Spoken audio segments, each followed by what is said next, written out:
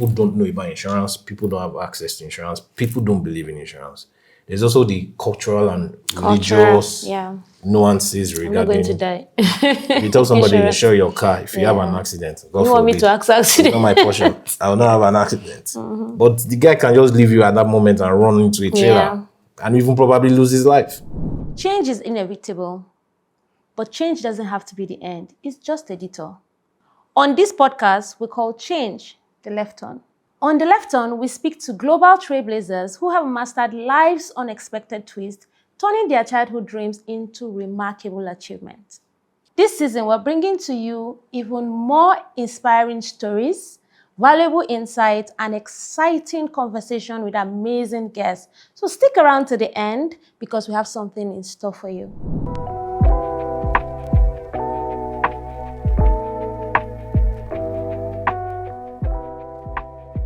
Joining me today is a seasoned entrepreneur and the visionary behind Scrella, an insurtech platform revolutionizing smartphone in Africa. With over 15 years of experience in banking and finance, he is recognized for his strategic thinking, ability to drive business transformation. Through Scrella, he's bridging the gap between technology and financial inclusion by offering affordable and accessible smartphone insurance to unserved market. Joining me today is my friend and exceptional leader, and he's nobody but Mr. Gbenga Adigun. Welcome on the show. Good to have you, sir. Thank you very much for having me. Glad to be here. Awesome. Thank you. It's really, Mr. Gbenga is very busy, and I understand. I do not take this for granted. Thank you for coming on the show and this new season of The Left Turn. All right, so we'll just dive into it. I would like to know what was growing up like for you. What was your childhood memory? What was those things that you remember as a child? Okay, childhood memories were fun. Born in the 80s, I grew up in a city called Festac, or a town called Festac Town. Festac Town. Yeah, and it was a small, bustling community. Everybody knew everybody. In the 80s, technology is not what we have it the way we have it today. So it was lots of community engagement. Everybody knew anybody. You see your neighbors, know your neighbors, you knew where they worked, you knew where they schooled. We went out, we played on the field. It was just very interesting. Less troubles. It was an interesting time. Most of our parents then did, the basic professions of, like, say, they were doctors, very few bankers, and they were engineers, they were lawyers. A lot of them were artisans. Then, handiwork was a big deal. Some people went to vocational schools. They were very functional. So primary school was in the same town, St. Jude's Private School in Festac. They've been around since the 70s. Secondary school was also in Festac for the most part. Yeah. And then, life was just good. Didn't come from a rich family, didn't come from a poor family. Just the very basics, of life, where hard work was encouraged, and we were not spoiled by any measure in any way.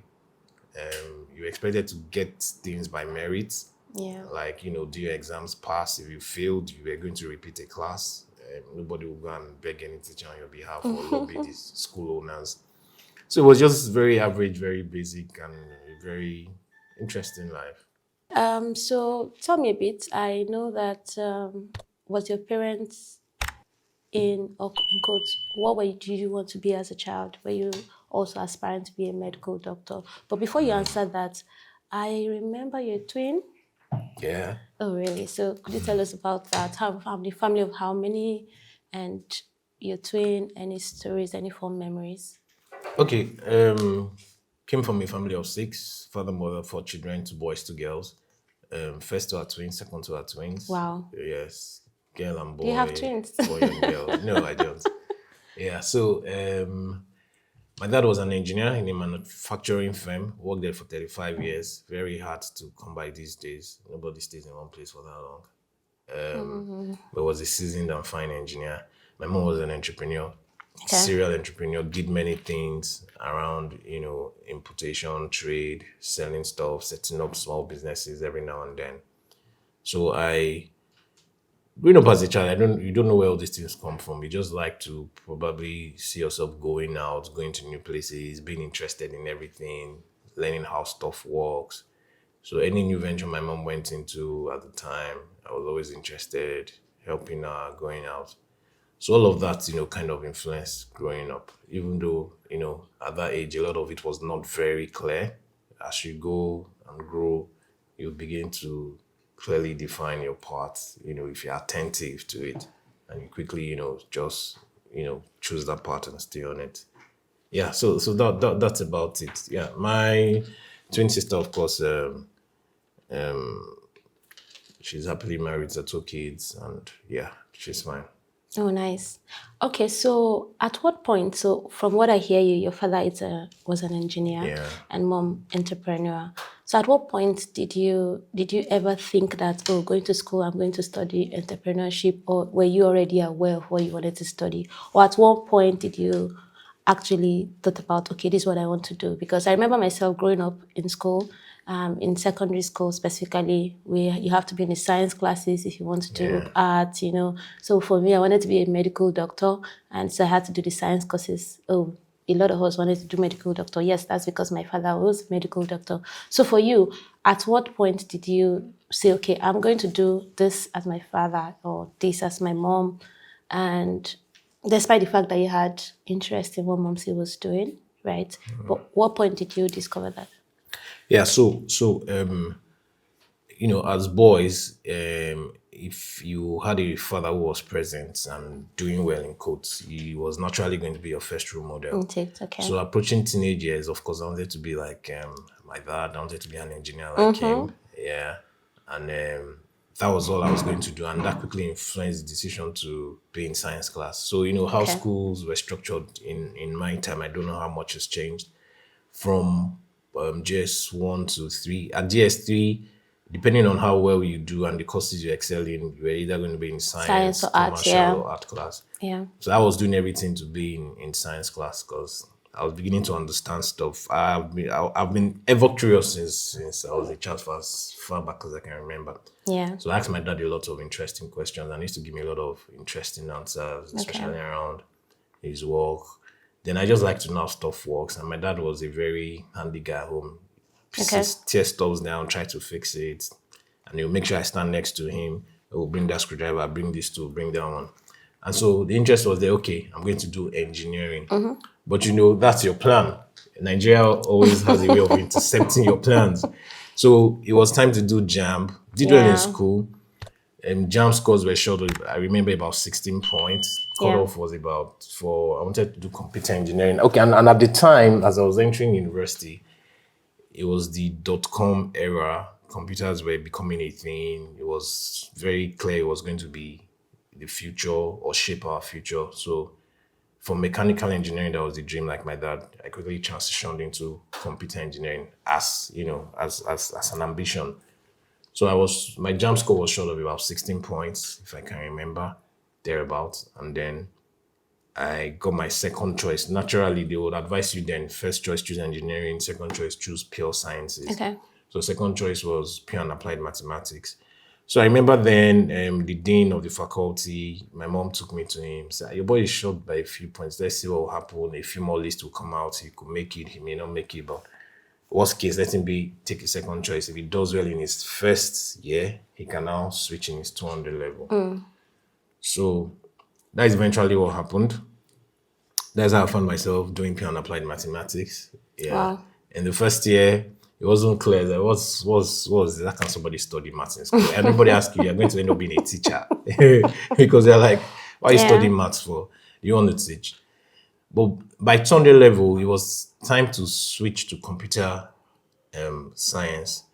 First semester, when we now started doing major pure and applied mathematics courses, it was now beginning to make a lot of sense. And I saw how far away it was not from the engineering that I wanted to do. Okay. And it became very interesting and I was doing well and I didn't really bother to switch anymore. Story of my life. Yeah. So that's how I graduated with pure and applied mathematics. Okay. Fast forward graduation, it was time to look for a job.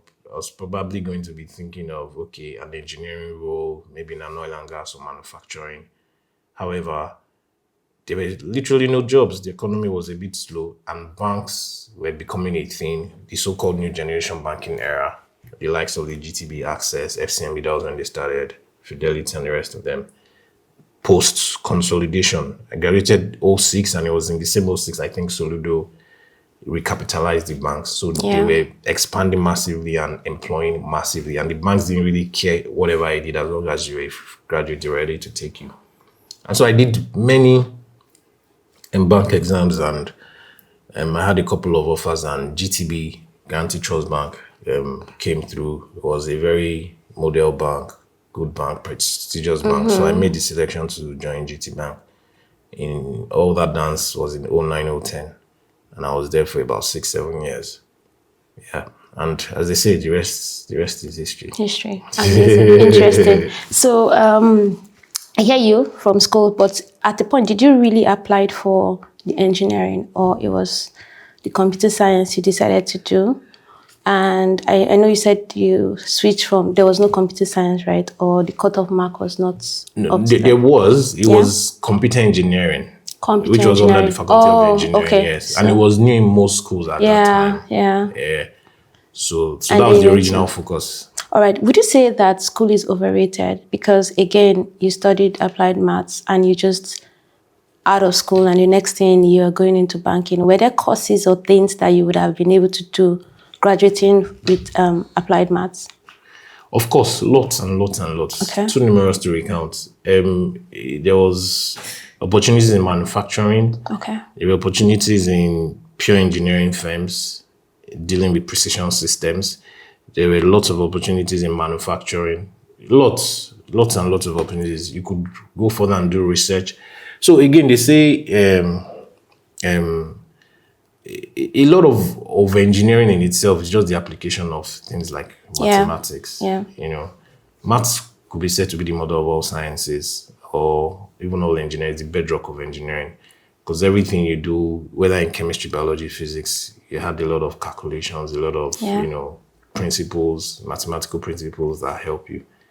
So at the time, the opportunities, Nigeria as a country, the economy was set to explode.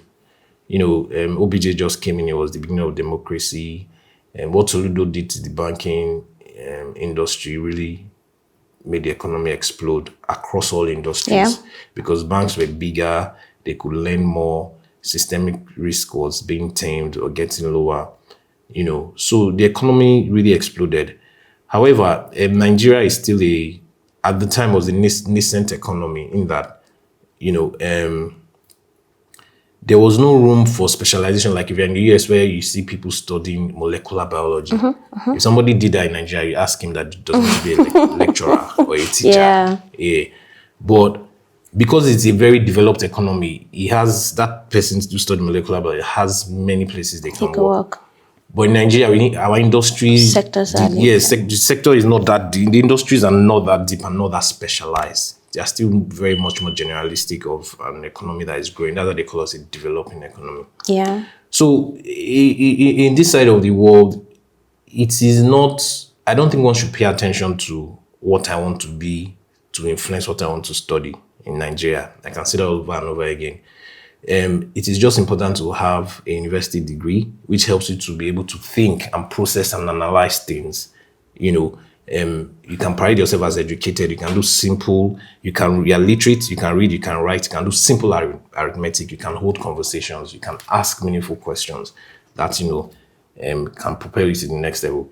So I'm not that proponent of school is a scam or anything. Anybody who says that has not shown any seriousness. It doesn't matter if you want to be an artist, a footballer, or do things that has totally no correlation with school. But having that basic education always shows up in whatever you want to do. Whether you just want to even be making hair or selling hair or doing stuff, being able to structure and properly run a business. School helps you to think, to analyze, to network, to be able to advance your career, read up stuff, catch up with trends and all that. So a basic education is always a very, very, very good thing if one has the opportunity. That's amazing. So if I hear you clearly, school is not overrated No. because it sets that background, using analytical skills, some of the things you got to maybe use. It's not necessarily what you studied, Yeah. but the pattern, the lifestyle, your thinking, how you associate with people, how you communicate, that actually has shaped you. That's very Discipline interesting. and the Yeah, rest of it. discipline. Yeah, because there's this whole you have to wake up to read at a particular Exactly. time. So there's a pattern you form, habits and stuff like that. That makes a lot of sense. All right, so you have immediately after school, I see you have over 15 years of experience in banking and finance. 15 years. Yeah. So was it just one bank or you had different banks? And how was it during the banking? Of course, banking then, those days, it was big boys kind of thing. The oil money then, right?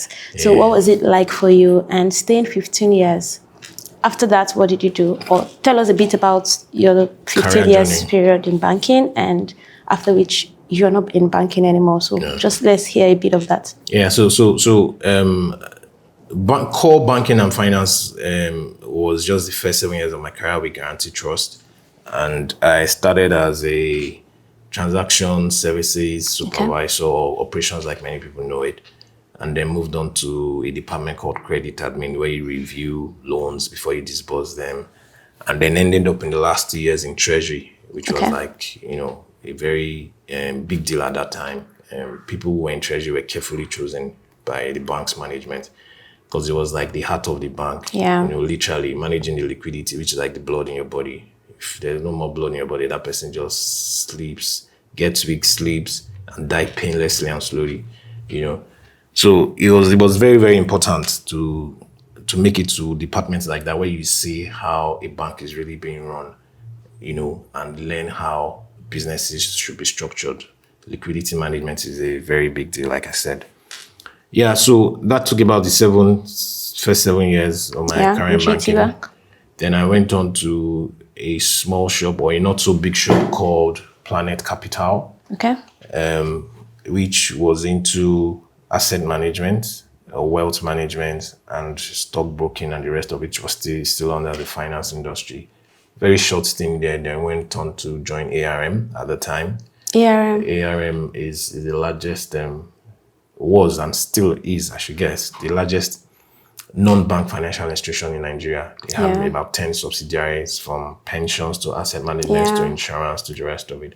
So I was head of private wealth, where we were taking care of people who had monies to invest, to help them plan, save for the future, their kids, intergenerational wealth transfers and the rest.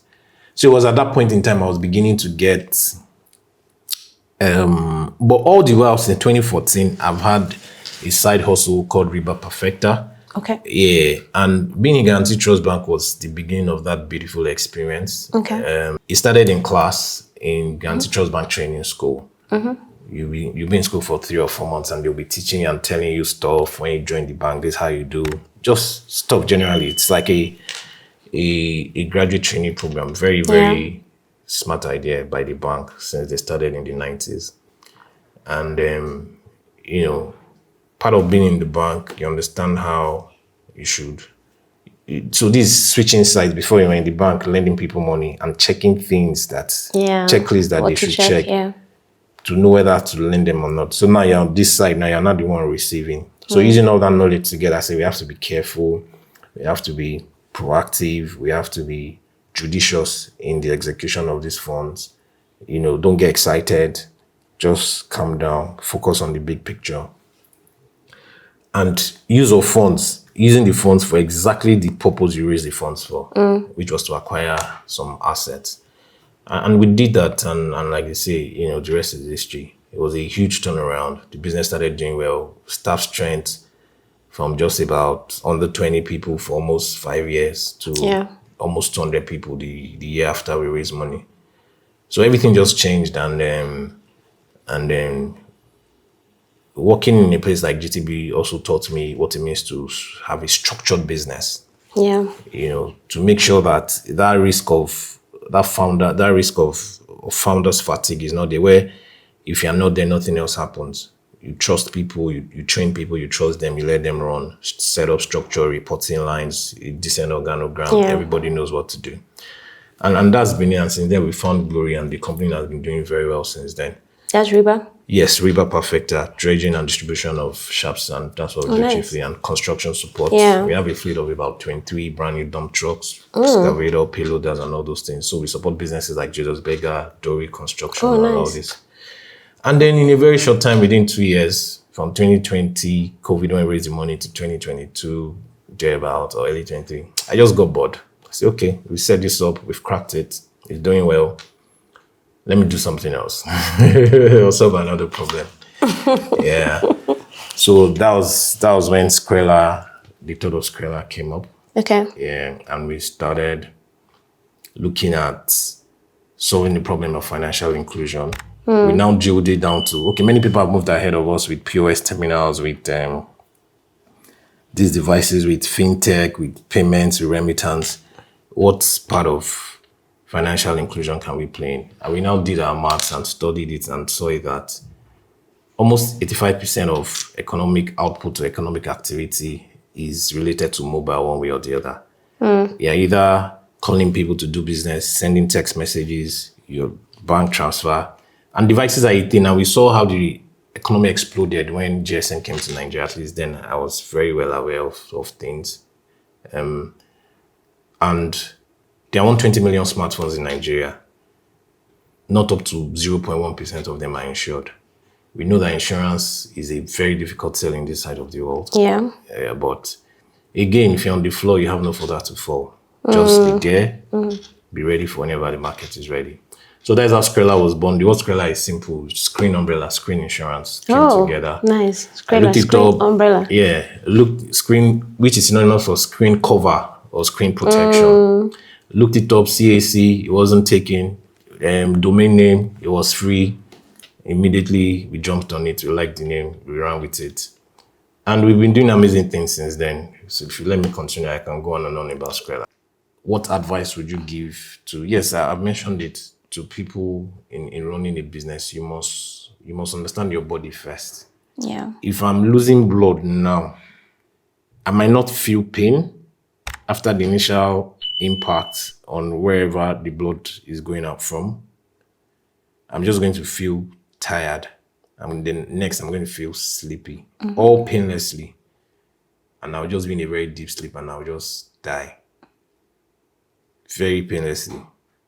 That is what every business owner must understand. That blood in your veins is money or liquidity. The liquidity you need to meet working capital requirements.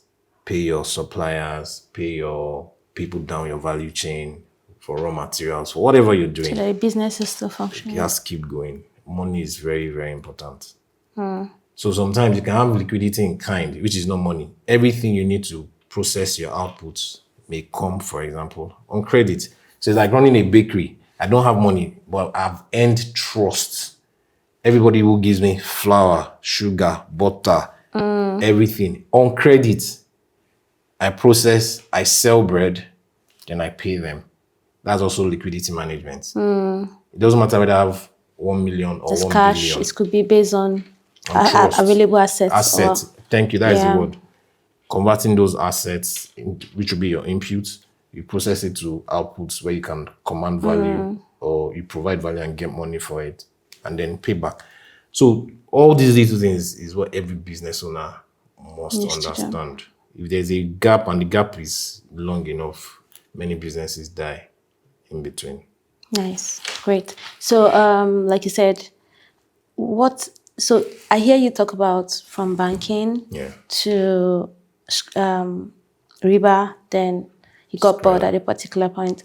What would you say about passion in business and money? So, because I hear people say, oh, I have passion for this and I'm doing this, right?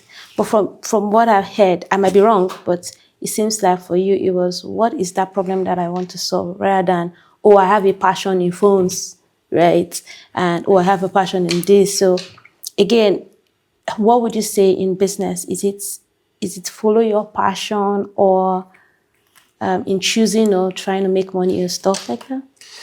That's a very interesting conversation. And it's something I'm very passionate about, that kind of conversation. I believe passion is overrated. However, passion is still okay. Passion is something you will do when nobody pays you for it. Passion is maybe you like painting, you like drawing. Even if you're not selling that painting, you find time to just sit Paint. down and paint and just hang it somewhere or dash people. That's passion. But does it lead to a profitable business? No. So if you want to do business and it's that business you want to use to feed yourself and your family, you need to know where you put that passion. No. There has to be a proper place for it. The good part is, or the best people are those who have found the way to Balance. have a, what's that thing called in set theory, a union or intersection of passion and profit. So you are doing that thing that even if nobody paid you for it, you will do it. But now they are now paying you for doing it. it. That's like bliss. That's like the highest achievement level of any human beings.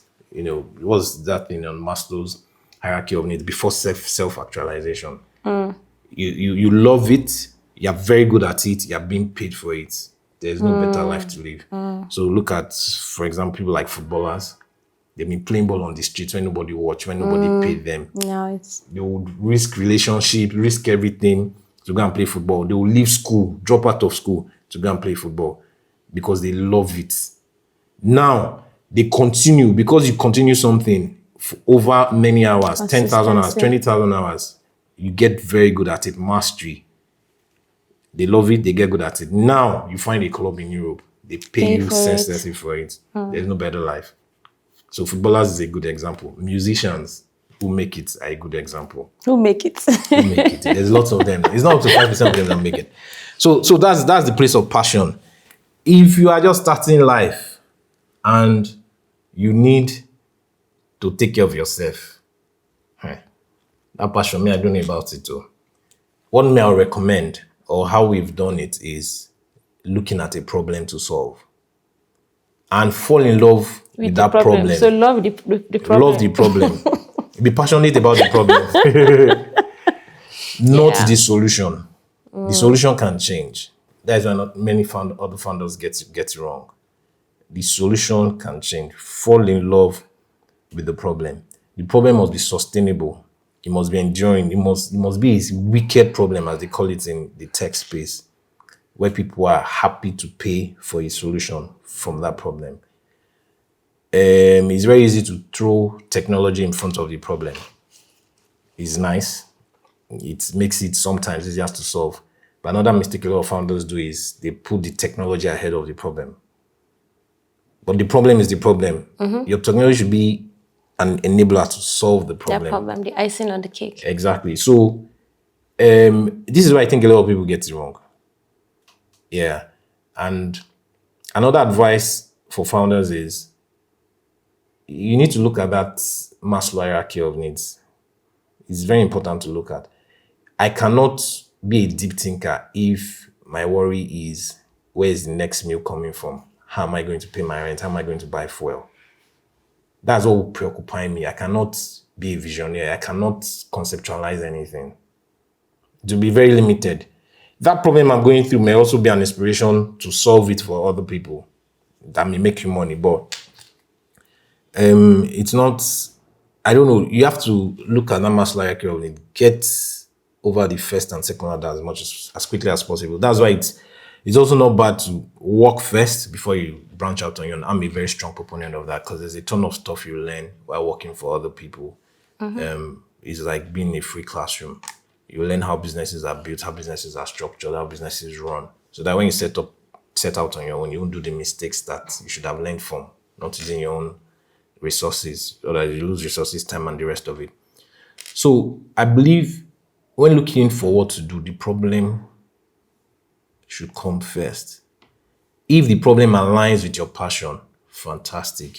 You are in the best place. Well, for somebody like me, I've learned how to isolate or separate whatever passions I have from the problems that I'm facing or trying to solve. You love problems. Yes. So, and there are lots and lots of it in Africa. For every institutional void, the government is not doing this, the government is not doing that, is a wonderful entrepreneurship opportunity that one can do. So look for all those voices, try and fill them. There's just only so much you can do, but the opportunity exists. Nigeria People talk about jackpot. For me, it doesn't even come into my head. Even though I travel a whole lot and I could have been anywhere in the world I wanted to be for as long as even 10 years ago. But there are a lot of problems to solve down here, because if you look at the population, we have a teeming youth population, average age 18. That's for Nigeria. And even across the continent, very similar demographics. Yeah. Population, there's a lot of arguments. Is it 200 million? Is it 220? Is it 180? Is it 150? Whatever. Market, Lagos alone is a good sample size for anything you want to do before you extrapolate to the rest of the country. If you're unsure about data, you can use reliable data like BVN, unique BVN numbers. Yeah. 45, 50 million. That's a market. You can use that to your total addressable market. It can be people who have N9s. It can be anything. It's big enough because that's Lagos alone is the size of some other countries. Yeah. So again, it's about your problem definition has to be very clear. Very clear. That every problem creates a market size. Your total addressable market, serviceable addressable market. What's the market size of that problem? That's what will tell whether it's sustainable and whether you can build a long-lasting business around it. Yeah. So these are the things to consider for would-be entrepreneurs.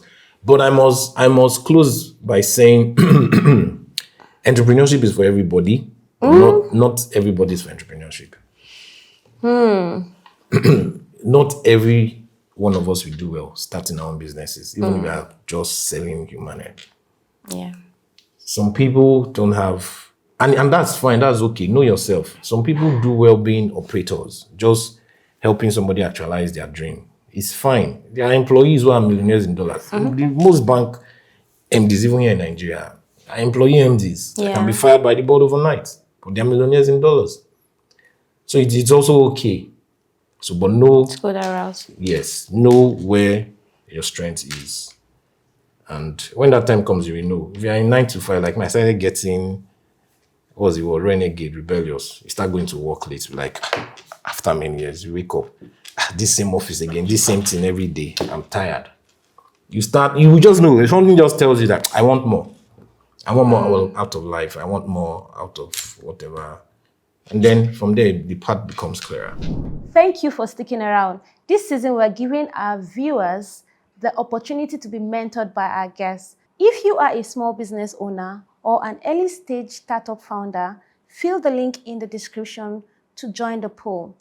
Every episode, one lucky winner will be selected to be mentored by our amazing guests. Now back to the conversation. Interesting. So to sum up what you've said, I hear you say that it's okay to discover the problem. It's okay to have passion, but always know the stage at which you are in your life. That if you want to pursue passion, because sometimes passion doesn't really solve the problem. Not like you're a project as well and you want to start a project. Exactly. So when you are that comfortable, you can push passion. Again, what you can do is to discover that problem. And you're saying that there's a balance that even when you discover the problem, you can have a passion for the problem. Yes. And not the solution. That's because innovations comes in. It might just not be the questions, the solution you started with, innovate over time. That's really interesting. And also saying that entrepreneurship is for everybody, but not everyone is for entrepreneurship. All right, that's deep. All right, so one last question, right, is what would you, or two questions. One is, what would you tell your 18 years old self, like if you have one chance or an opportunity to change, rewrite your story, 18 years, what advice would you tell yourself? I like the way my life turned out. I don't think there's much I would have loved to change. But at 18, I would have started reading more books. I'll have intensified my reading. So to 18, you were focused on university courses and stuff. But there's something that books do to you. They open your mind. You can understand everything that is going on in Singapore before you visit Singapore by just reading one book. Do you understand? You can see different perspectives, different geographies, how people think, what has happened. There's this thing a book does to you, just like traveling. It opens up your mind to what could be. But if you're not reading books, you're not learning new stuff, you're just focused on what is or what has happened. And that's where a lot of we Nigerians are. And then there's something it does to your mind. It cages your mind in you. It's hard for you to envision, to dream very hard. So if I'd have changed anything, I think I'll have started reading books. Earlier. Yes, a lot earlier. And I don't know how the path would have been, but I'm sure it will have been even a greater part because there's this amazing thing that books do to you. So right now I try to read as many books as that. I'm not scared of any flight. I travel a lot. This year I've done about 11 trips. I've done just October 2 months ago, long trips to Singapore, 7 hours to Doha, 7 hours to Singapore. I'm not scared of all those long flights anymore. It doesn't matter whether you're flying business or economy because you can just open a book and just shorten the flight. So it's not just time wasted in the aircraft. You're actually learning stuff. So yeah, I think that is what Reading earlier. I would have changed. Yes. Nice, interesting. It's been a very interesting conversation. The second segment, basically, it's about you telling us what you are. So you have gone through banking and finance. You've had Scrella, no rather, Reba, and then Perfecto, now yeah. Scrella. Yeah. What's one challenge, just one challenge? Like, what's that one thing that was really difficult for you? And then you just dive into telling us what you currently do, your new passion. Like you said, you're restless, and then this was it. So I want you to give us a bit about that excitement, that new excitement, which is the screen umbrella, screen cover. Scrella, interesting. Okay, so for Reba, the main challenge we were facing, which we eventually surmounted, was capital.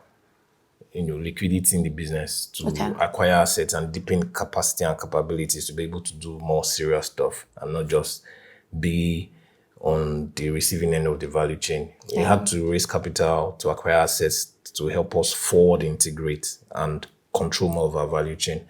I don't know if you understand what all of that means, but what it did for us, we raised capital. It was just the audacity to do it. We raised money right within COVID. We raised about $1 million within COVID. Very, very not the right time to do such an endeavor, but we succeeded, exceedingly. And that changed because of the business. The next thing will be to get people to buy into your vision. Change management in an organization has been likened to the grieving phase. It's the same thing people feel when they lose a loved one. If my father dies, the way I feel, they call those stages, is it denial, acceptance, doubt, all those. It's the same thing. It's been, sociologically proven that the same thing people experience when there's a big change in the organization. Maybe there's change of MD, the company has been sold, there's an acquisition, there's a new culture, So we moved, Reba moved very rapidly, we grew very quickly, very rapidly, very successfully in a very short time. So there were a lot of changes. And now you are dealing with less than 20 people. In less than 6 months, it's moved to way over 100, touching 200. So lots of culture dilution. You not even say culture, that there was almost no culture because it was just a small business. Of course, there was a culture, but now you had to, let people know this is what we're trying to do, this is where we are going, this is how things Buy should into be the done. dream, yeah. So that was a challenge, but it's again what helped was consistency because you won't get everybody's buying on the same day, and before you start having cliques, people, forming their own cliques, going against the company. Such people, some read the same side. You don't waste time on trying to, if they don't align, they ship out.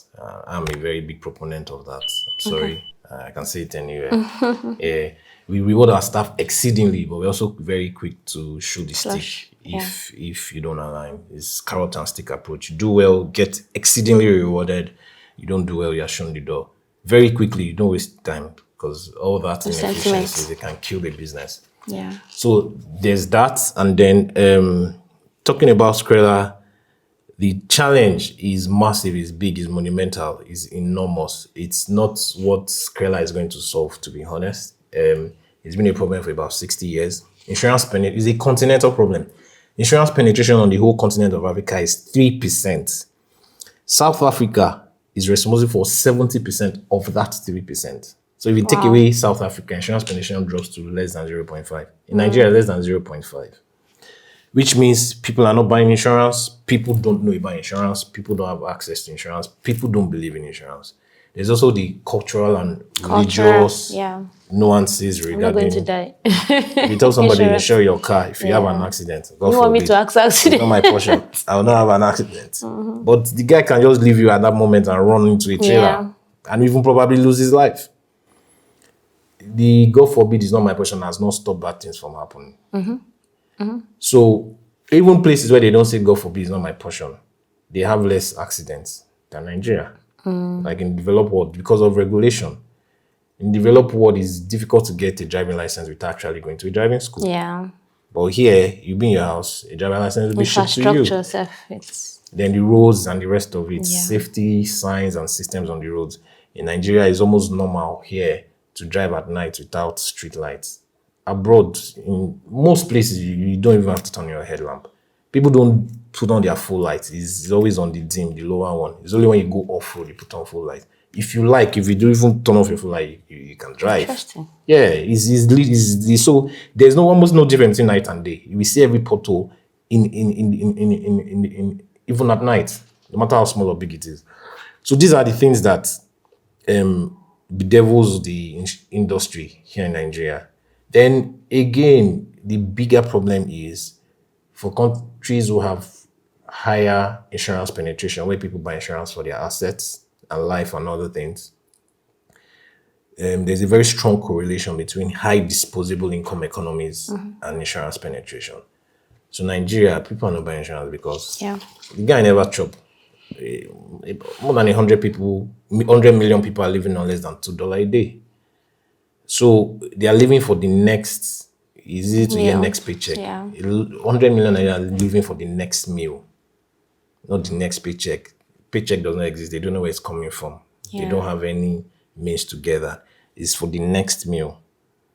That's why if you look at, that's also a wicked problem. And that's why when Cowbell came with the sachet economy thing, Yeah. putting milk in, Big Milk almost shut down, freeze down Campina before they quickly adapted. So that's a very wicked problem that they solved, and Promasidor became very big and very successful for that. Made billions of dollars literally. Things like Indomie too. They made Yeah. just for the next meal, just one meal size. That's the unserved. Yes. So those are the problems that entrepreneurs can look at when thinking of what to do. How do I serve these people? So for people like that, you can't tell them to insure their phone, insure their MacBooks, insure your house. They don't even have a house in the first place. They don't have all these things. They have limited assets. So what do you want to insure? Now, the people who have these things, the so-called middle class in Nigeria that is vanishing almost every day because of disposable income is also shrinking, Yeah. because of crazy inflation in excess of 35% in less than a year. And we know what's caused that, the exchange rate, the naira devaluation, fuel price, and the rest of it. The middle class is also shrinking. So people are becoming more aware of, or more focused on, how do I survive tomorrow rather than how do I plan for the future. In more developed economies where the basic physiological needs,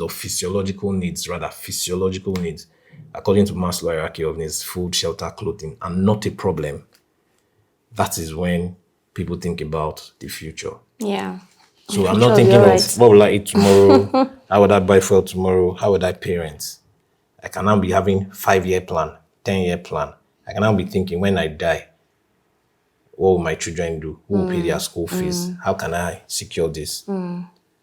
So what that means is the insurance industry as a whole is waiting for the economy to get better. Yeah. And we are very hopeful it will get better with hopefully the recent reforms we are seeing. So for us at Scrella is, let's be in the market, let's gather the data, let's keep understanding or keep reading, keep researching how all of this would turn positive, so that we'll just be there and be ready for whenever the market is ready and enjoy Yeah. first mover advantage. But another big problem where we that's within our circle is the education problem, letting people know what insurance as a financial tool, as a financial risk management tool can be for them. A lot of people would not insure their phones for as low as 10K. But when the screen breaks, they will cry to you and say, give me 300K, let me fix my screen. They can sell a property. Because a phone means more than just a communication device to use for your work, for Yeah. play, to learn, to entertain, to get entertained, for everything. You know, imagine the excitement you had if you can just invoke your memory and go back to the first time when you Yeah, got your the first phone. smartphone. You almost did not sleep that very day, you yeah. know. So, and because the phone will want to mean a lot more than just making calls for you or sending messages. It is everything for everybody today. And we are taking a big bet that no matter what the future of technology becomes, AI, whatever it is, mobile is still going to be a huge part of it. Yeah. There are over 6 billion devices in the world today. So that we see is a very wicked problem. How can we provide solutions for it? And that is why Scrella was born. Getting the right mobile phone insurance tailored to your specific need can be a hassle.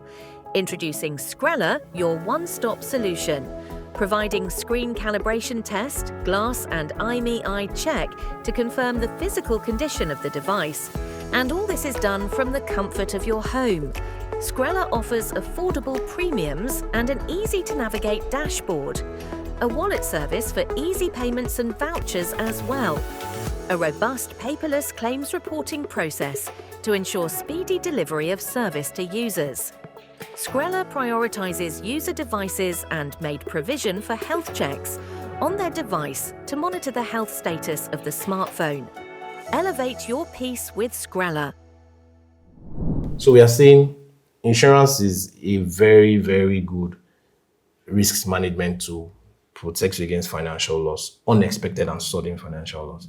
Pay little now to enjoy a lot later if a risk crystallizes. But then Nigerians come at you with funny problems like, what if I pay and nothing happens? So they feel like they've lost money. But that's where the Enriching education, someone, yeah. yeah, that is where the education of how insurance works comes in, and that is what we are trying to do right now, because we feel that's where we have immediate control, that a lot of people would key into this if they understood better how it works. And now we've now brought technology to make it interesting. For example, if you wanted to insure your phone with Scrella, you don't have to come to us. You don't have to come to How you. much is the lowest amount? 3,500 naira. We give you a cover of, very cheap, cheaper than your phone case. We give you a cover of 50K. 6,500 naira will give you a cover of 100,000. 15,000 naira Ultra Shield plan will give you a cover of 250,000. Any device? Yes, any device. Wow. Yeah. Then we have the custom plan where you pay the 10%, where you pay 10% of your declared device value. If say your device is worth 1 million, you pay 100K, then you enjoy a cover of up to 50%. That is 500,000 of your declared device value. So how do you achieve that? Is it because you have partnership with people? Yeah. Or So partnerships and that conscious effort to change the narrative about insurance. Okay. That's another reason why people don't do insurance. When they have claims, they say the insurance company tells them stories, elongates the process. So the experience. That experience, we are trying to change it. It's very deliberate, it's very cautious. And to do that, we have to have it within our control. So the kind of partnership agreements we sign with the insurance company, because we're not an insurance company in ourselves. We're just an aggregator standing in the middle, connecting the insurer to the insurer. Yeah, okay. So part of the agreements we have with the insurer is you must give us the control. You must trust us to a certain limit, where a pre-approved limit, where we can approve some certain claims. So if a claim is within a certain amount, I don't have to default to them. I've showed them my risk management framework to reduce fraudulent claims. First of all is to even check fraudulent onboarding, because fraudulent onboarding leads to fraudulent claims. Yes. So our onboarding is very accurate. It's hard for you to play us. We know that people will come at us with all sorts. We are also not touching theft and loss for now for individuals, but there's theft and loss for enterprise, because we cannot independently verify if your phone is stolen or lost. Until we have that, we are not touching it. You have enterprise individual as well. So you must know the market you're operating in. You must know if we are ready to take some risk. So part of it is to humbly accept that we cannot touch theft and loss. If you do that, you will die before you got started.